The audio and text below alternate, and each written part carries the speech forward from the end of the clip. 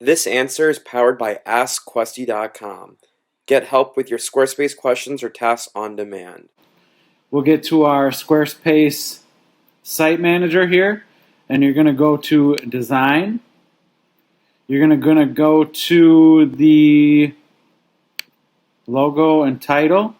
Go all the way down, and you see here, browser icon, Favicon. And you go to Edit Image, and you can basically make it anything you want.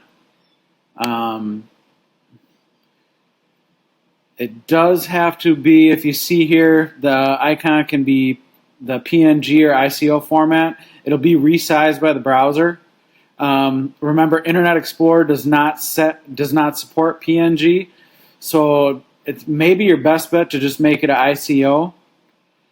And that is how you do it.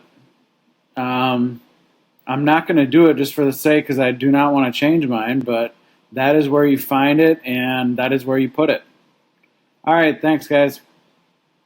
Was this helpful? Ask a Squarespace question now. AskQuesty.com.